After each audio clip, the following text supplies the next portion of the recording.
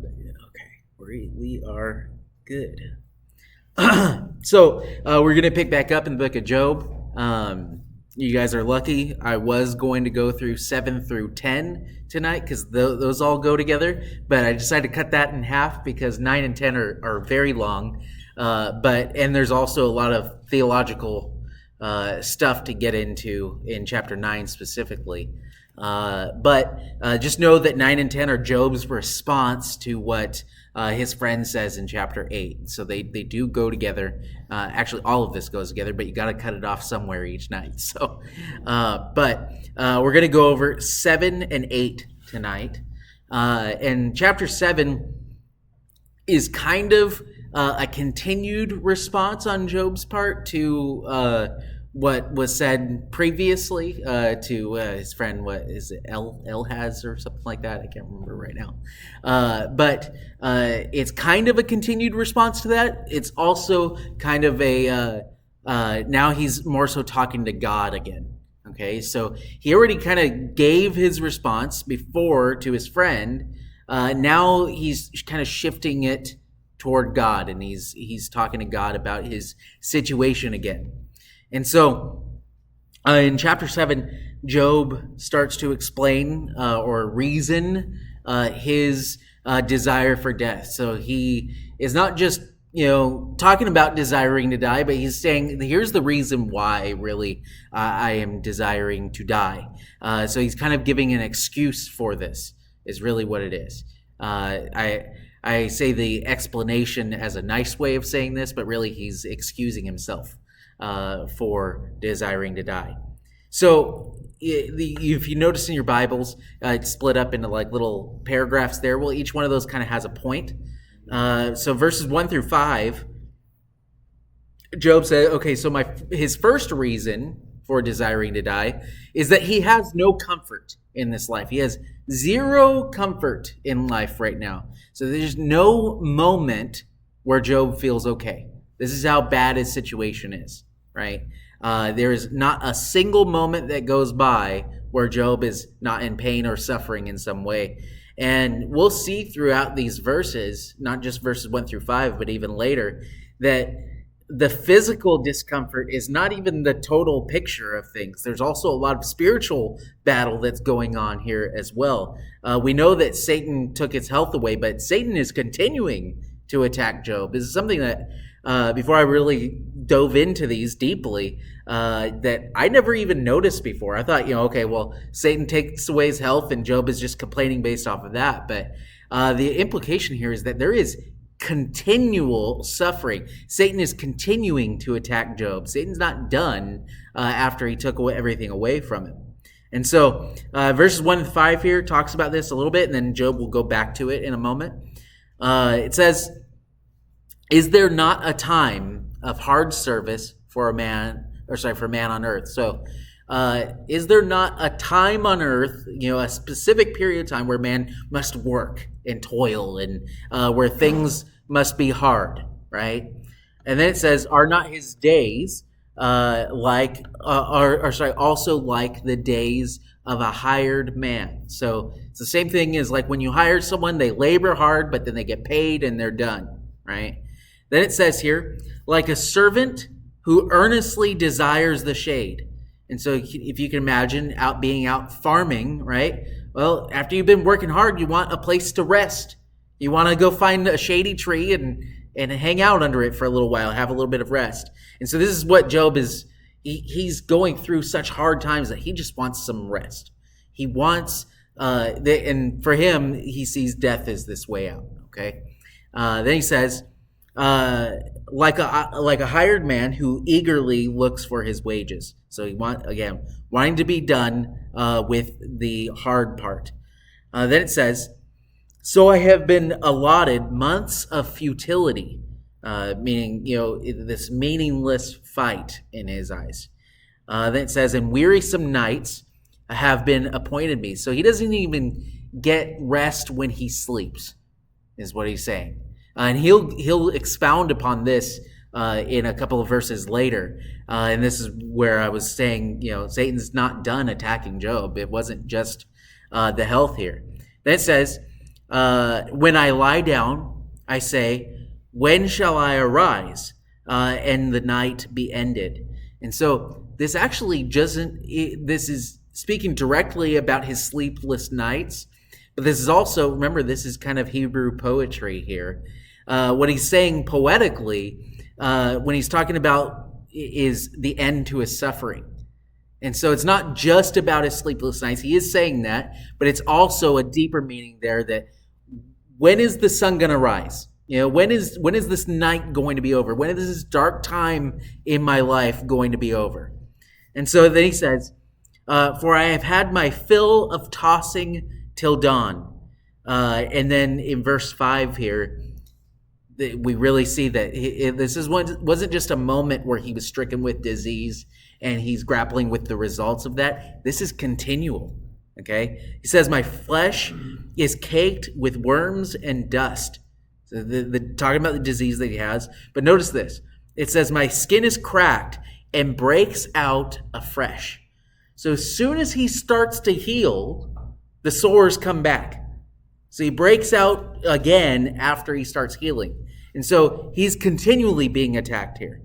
So his first reason for wanting death, his first way of excusing this desire here is by saying, I have no comfort at all.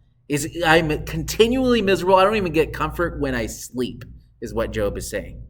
And then he says, well, isn't life short anyway? Man's life is short. It's nothing, right? And it's interesting. Job's language here in these following verses is actually echoed quite a bit by Solomon when he's saying, well, life is vapor, life is vanity, right? Well, Job is the first one to talk about this or talk like this. It says here, my days are swifter than a weaver's shuttle. That might sound kind of weird, but we don't have that today, really. We have machines that weave stuff together, but you think about these, they have these giant looms, and the weaver's shuttle is that piece that would go in between bringing the thread back and forth, right? And so they have this big loom, and that weaver's shuttle in I believe it's in Samuel when it talks about David and Goliath that it's saying like a weaver's beam, right? Well, this is the same thing here. And so that shuttle is the one that carries that back and forth. So it moves very fast. They're pedaling it, and it moves it back and forth. And so that's what he's saying here is my life is faster than that. He's talking about even a healthy person's life, saying a person's life is fast compared to God. Okay. Then it says, and are spent without hope. So my life is so fast, and I have no hope right now. Then it says, and now he's talking about, again, his life, but also in general. He says, oh, remember that my life is a breath. So Job is saying, why must I suffer like this when it's this short anyway? What's the point to all of this, right? He says, my eye will never again see good. So he doesn't believe that things will ever get better at this point. Because you think about it, he's lost everything, not just his health. He's lost things that you can't get better from. And so then it says, the eye of him who sees me will see me no more. And now he's talking to God. So the eye of him who sees me is God looking at him. He's saying, I am going to crumble into dust. He believes that God has turned away from him. That's really what this is here. Because of his friends, really, a lot of the stuff that his friends are saying. But Job is thinking, God's turned away from me. For whatever reason. He doesn't know the reasons. Then it says here, while your eyes are upon me, I shall no longer be. As the cloud disappears and vanishes away, so he who goes down to the grave does not come up. He shall never return to his house, nor his place know him anymore. And Job is going to kind of talk about this again in a little bit, that basically what Job believes is by the time God turns back to him, he's going to be dust. He's going to be ash. There's going to be no point to it. And so that's the hopelessness that Job is feeling right now. Now, again, Job is not turning against God at this point. He is not blaming God. He's crying out because he doesn't understand what's going on with him. He's lost everything, and these are him expressing his anguish. And so, because later, he will say some very beautiful things about even in a situation that he's in, he still trusts his Redeemer. Okay, we see a lot of things in Job about him looking forward to Christ. Okay, so even in this oldest book of the Bible, it's pretty amazing. But that's not in this chapter. So after those two reasons, so those two things are like the reasons why he wants to die, right? First, he has no comfort at all. The second reason is his life is short anyway. And so what's the point to all of this is what he's saying. So now Job is going to plead to God in verses 11 to 16. So Job, he's saying, because of all this, because of these reasons, I'm going to cry out to God.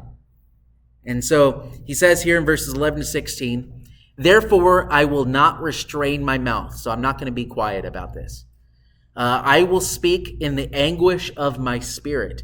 I will complain in the bitterness of my soul. And so he's not going to be quiet about this.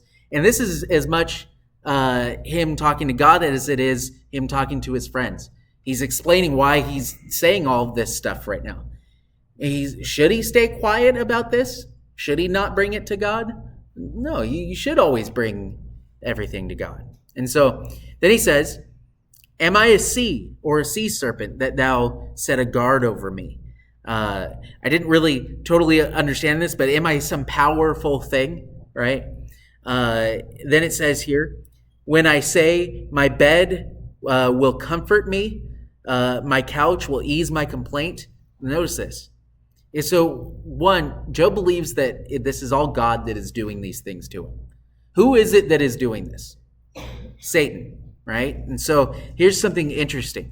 He says, so when he thinks that he's going to have some comfort in his bed, or when he sits down, it says, then you scare me with dreams and terrify me with visions.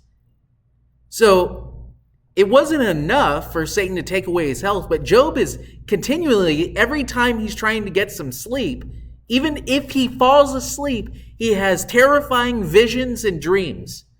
The torment does not stop for Job. So again, this is his reason for wanting to die, right?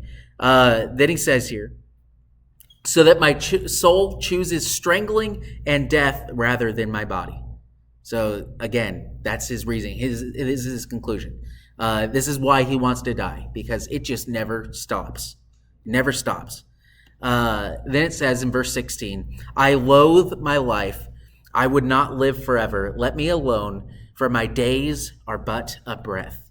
And so again, I am suffering so bad right now, and this life is just going to come and go anyway. Let it be ended now instead of later. And so the last parts of Job's argument here, or not argument, but he had his kind of conclusion there. That's the conclusion to his reasoning. Now he questions God on this. He's not questioning like God's character or anything. He's got some real questions that I believe anybody would have in his situation. And so he starts off with the questioning here. What is man that thou should exalt him? Right? So that lift him up. And then it says that you should set your heart on him.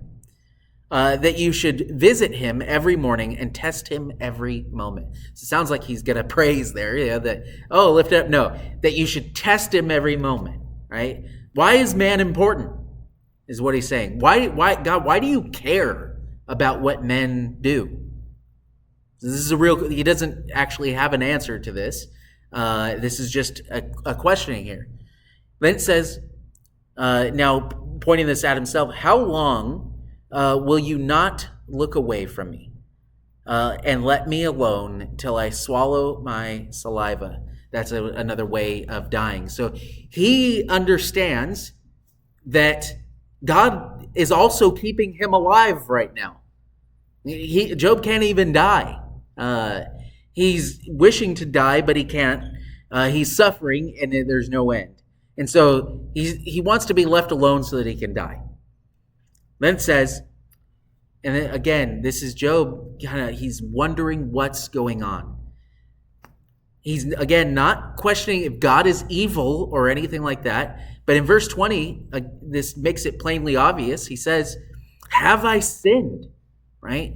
And he's not just talking about being like a normal sinner. They all understand that all of the men are sinners. Okay? Job is talking about, so have I done something so terrible against God?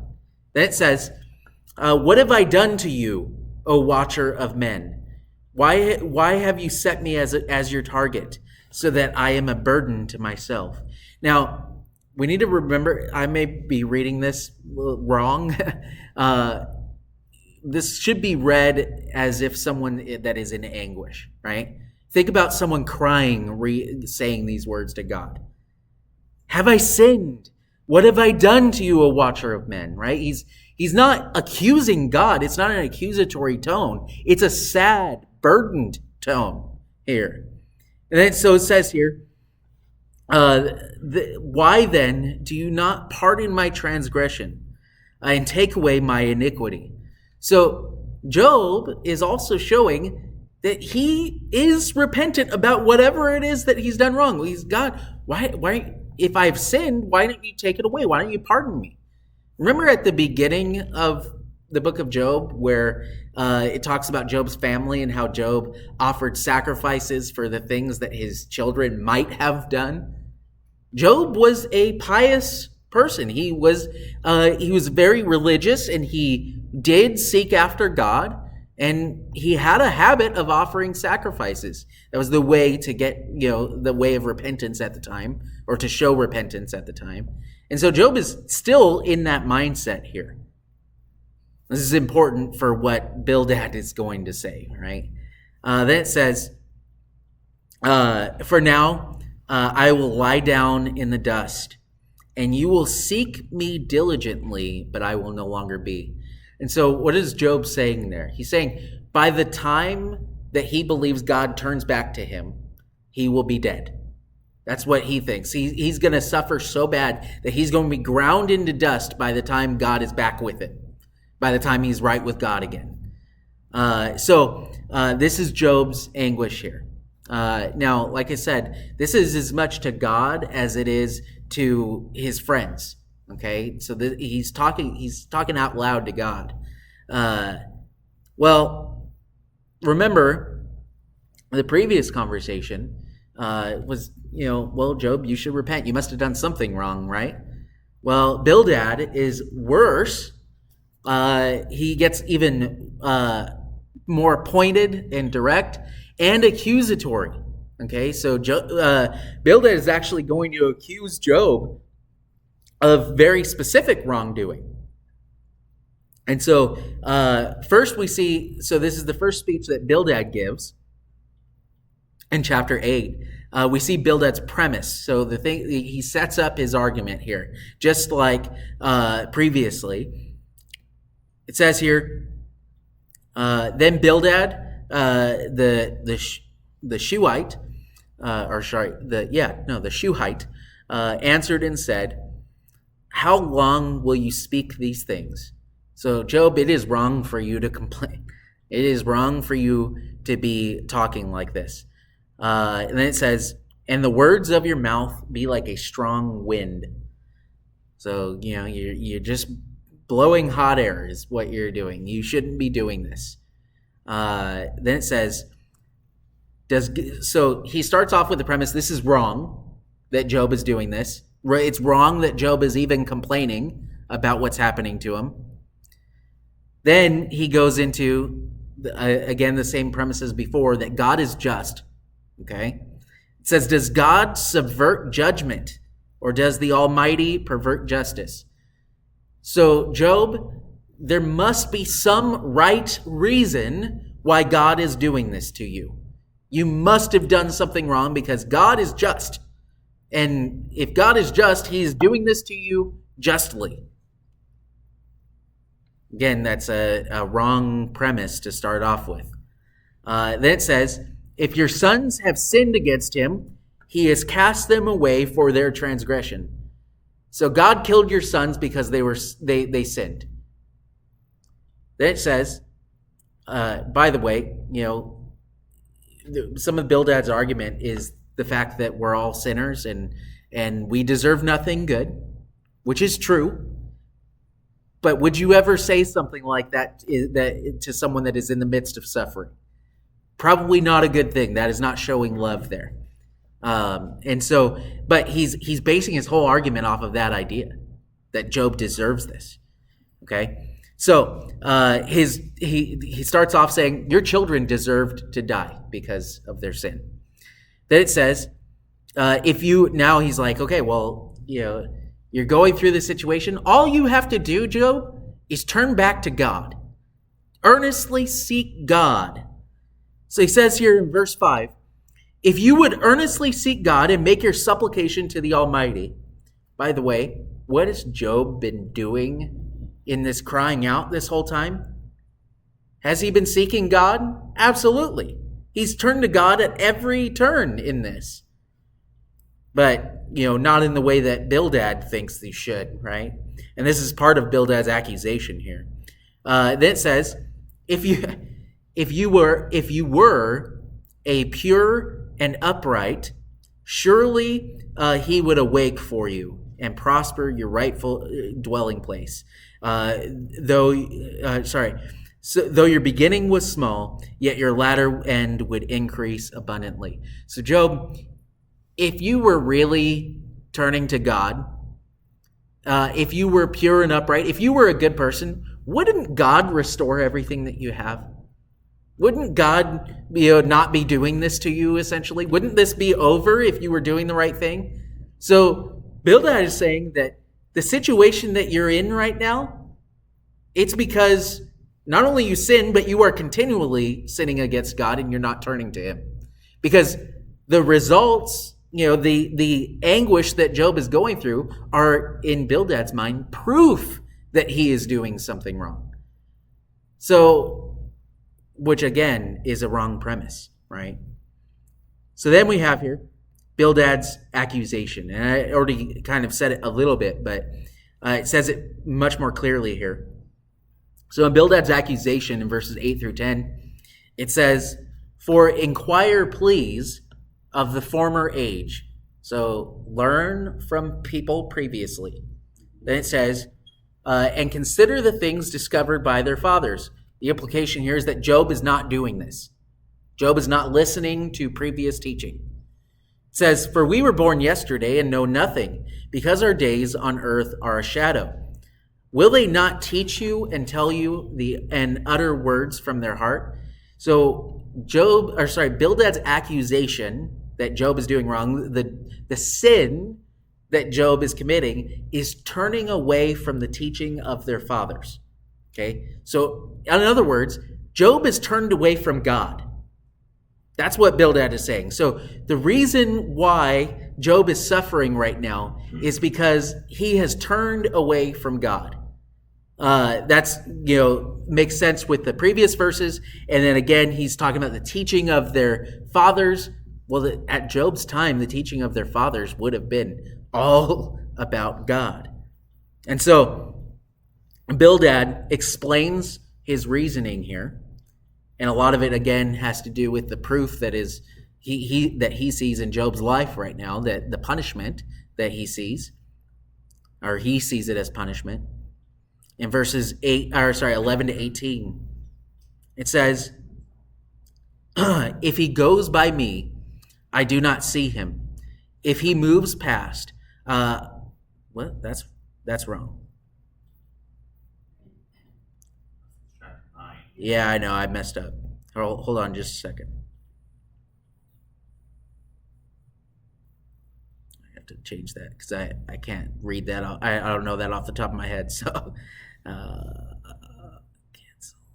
Let's see. I will get there in just a second.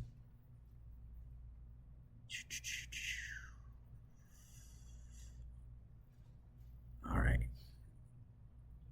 You really seek God. Became small. What verse was it again? 11. Okay. All right. There we go. Can the papyrus grow up without a marsh? Don't pay attention to what's on the screen there. I can't put this up there. Oh no. I messed up my whole thing right now. Okay. We'll get to that in a second. All right.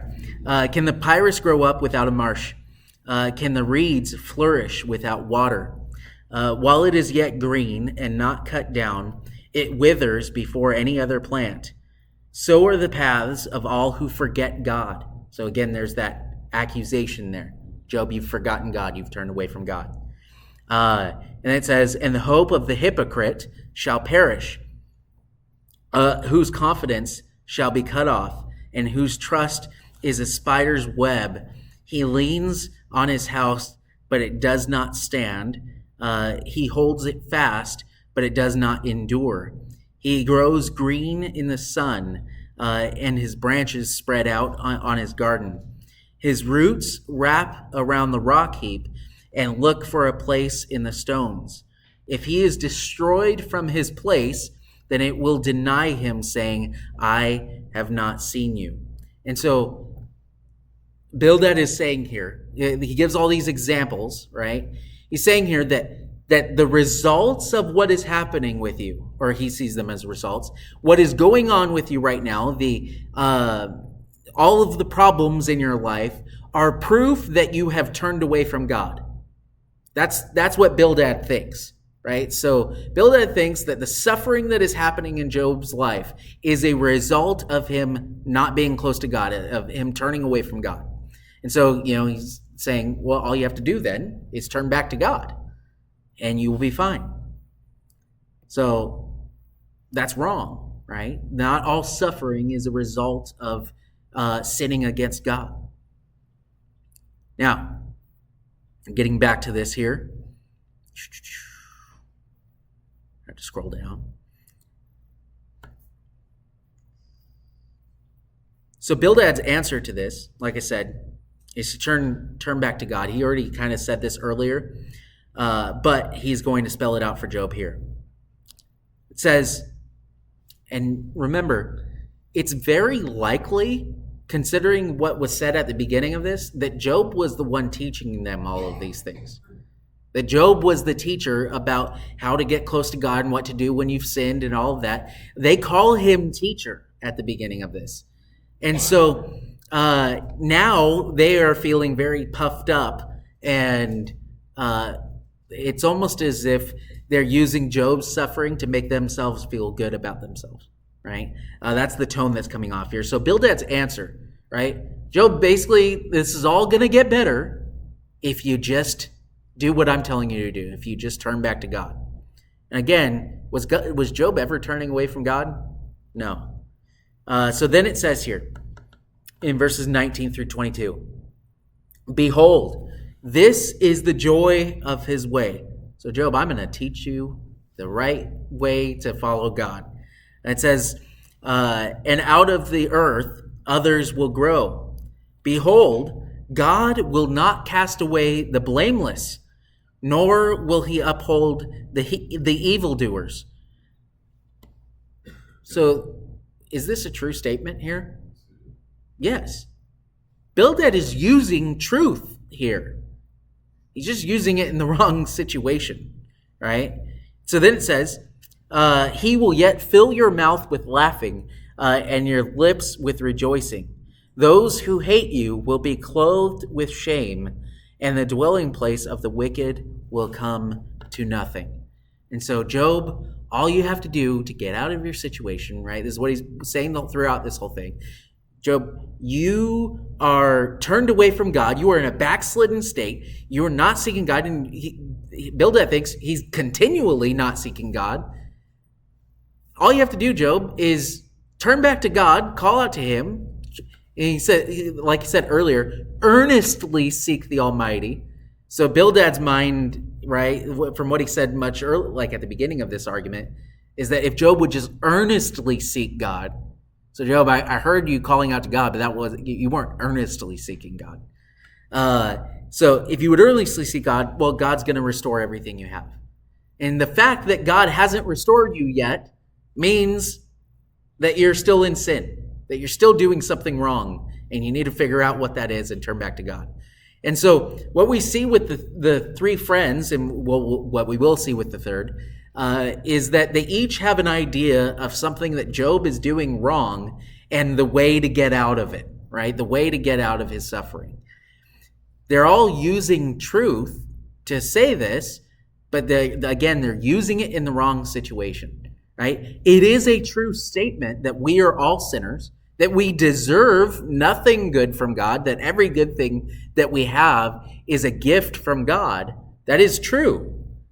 But you don't tell that to someone that is in the middle of suffering, because while it is true that we don't deserve anything great, God does not work that way where he causes people to suffer just because they've done something wrong or they've sinned in some way. So we cannot attribute all suffering in life to God punishing us. That's not a correct statement. And so they're both missing this. Job thinks that Job is coming to the conclusion that, well, I don't know what God is judging by. God may not be just. That's the conclusion that he will come to later. But his friends are saying, well, God is just and you just did something wrong. And the reason why you're suffering is that you did something wrong. Both of these are wrong, and that's what Job will come to understand by the end. Or he will come to understand that he doesn't really understand God's ways. And that's the point.